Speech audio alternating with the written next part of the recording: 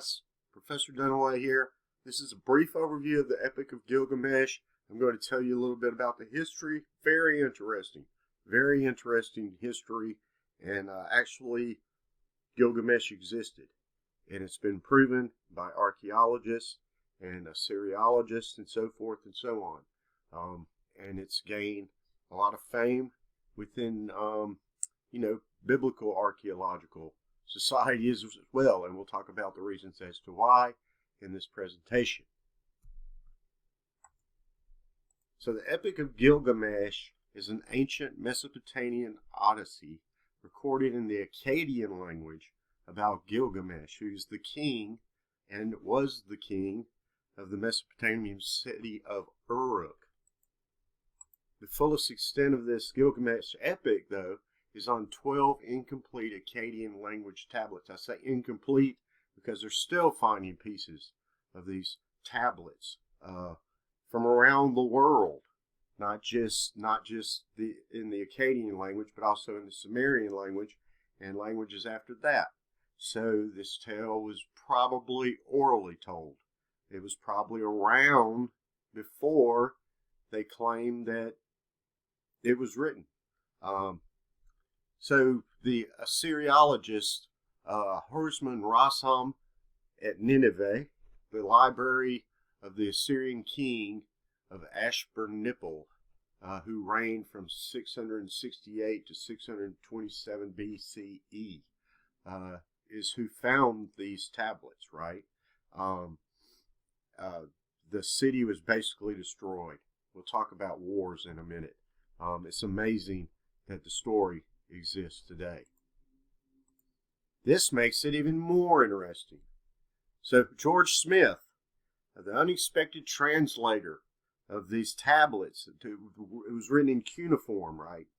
And so he absorbed archaeology, but he didn't have enough money for a proper education. Although he was poor and had a background of, indigence, he was a genius. And he was very diligent in studying this cuneiform. So he got a job with the Department of Oriental Antiquities, and they designated him as the assistant so that he might contribute to the museum's publications of these tales. He was very young, too. So in addition, 5 short poems in Sumerian language are known from the tablets that were written during the first half of the 2nd millennium BCE. We're talking about 2500 BC or 1300 BC.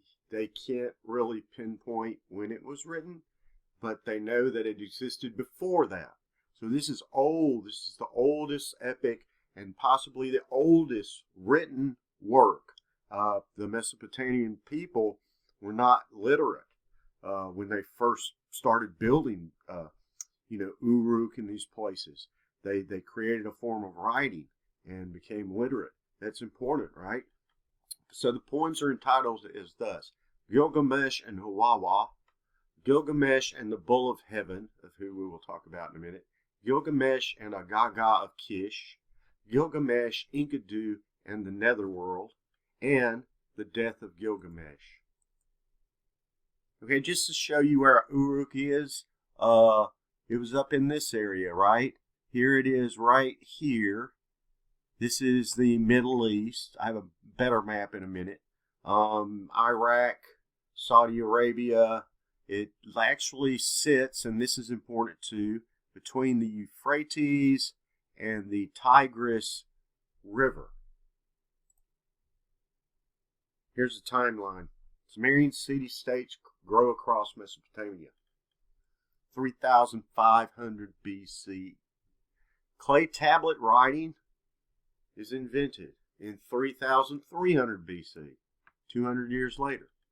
2750 BC, Gilgamesh rules Mesopotamia. Cuneiform is developed. The Hittites invade in 1600, And then the Assyrians begin to conquer Mesopotamia. So this is a period of war. This is why I say it's very interesting and amazing that this piece even exists. So Gilgamesh is obviously, and was, the king of Uruk. The first half of the story discusses Gilgamesh, who is the king, and Enkidu, who is a wild man created by the gods to stop Gilgamesh from oppressing the people of Uruk. So Gilgamesh is a terrible king. He treats his people poorly. He sleeps with the wives of everyone when they get married. I mean, you go down the list, and this guy's just terrible and full of himself. Big narcissist, right? So that's the main plot that we're kind of going through here. The Gilgamesh is 2/3 God and 1/3 man. Okay, this is important. Remember, this quest that he's on is to find immortality. Leaving the mortal self behind and becoming a god or becoming immortal. And I'm not going to tell you what happens. So, Enkidu, on the other hand, is equal to Gilgamesh in strength and bearing, but he acts some ways as the antithesis or the opposite of the cultured and city-bred warrior. And he's more nature, and he can talk to animals, and he's wild and kind of a beast, right? So they're very different characters, and they have a conflict, which leads to something else. The key god within this play, remember this is polytheism, not monotheism, one god, but polytheism, many gods. And man, this causes a lot of trouble. But Shamash, right? In Akkadian, it was Shamash. Was an ancient Mesopotamian sun god, earlier known as Utu in Sumerian. And he was believed to see everything that happened in the world every day, and was therefore responsible for justice and protection of travelers, okay? Protection of travelers. This is important. After all, Gilgamesh and Enkidu are travelers. As a divine judge, he could be associated with the underworld. That will come later with Enkidu as well.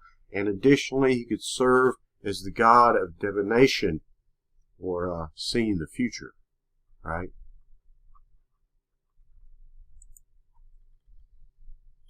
There's several battles in this that are awesome. I love this book so much. And one of them is Humbaba, the battle against Humbaba, who's kind of a ogre, giant, or a demon that they have to battle. And he lives in the cedar forest. Now that's representative too. Nature once again. Unbridled, fierce nature. Unwavering, unchanging. So this is where Gilgamesh and Enkidu venture and have this huge battle with Humbaba. Now this is an interesting part because the next battle is coming up. So we have Ishtar, who is the queen of heaven.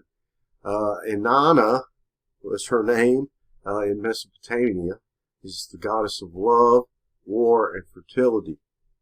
The goddess of love and war. Those two things don't go together often. She's also associated with beauty, sex, divine law, and political power. She was originally worshipped as Sumer. She was known by the Akkadian Empire, the Babylonian Empire to come, and the Assyrians as Ishtar. Now, Ishtar has a problem here. Something makes Ishtar mad, and I'll let you read about it. In the first text translation, they don't really give a reason as to why Ishtar is mad. In the second translations, further down the line, the reason that she gets mad is because Gilgamesh refuses her sexual advances. This in turn makes her mad, and she demands that the bull of heaven from her father Anu is sent down to attack Gilgamesh in Uruk, right? And Anu gives her the bull, and she sends it to attack Gilgamesh and Enkidu. Awesome. Cool, right? The bull of heaven. This is also neat. So Enkidu has two dreams. And in the second dream, It is where he sees himself being taken captive into the netherworld or the underworld by the terrifying angel of death. Another key point. Now, the biggest reason that we're going to have a lot of discussion here is because there's a flood in Genesis, which we're reading. There's also a flood in Gilgamesh. And keep in mind, this is written 2,500, 2,700 BC, right? So we're going to discuss this flood. I just want to give you a few pictures here. So this is tablet 11, and it's the so-called flood tablet. It recounts the story of the great flood from 2,500 BC.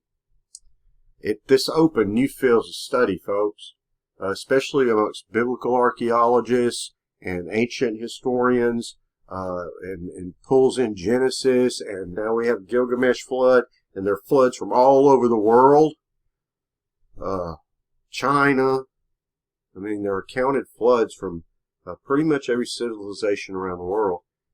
Somewhere falling within these time periods. But there are arguments, of course.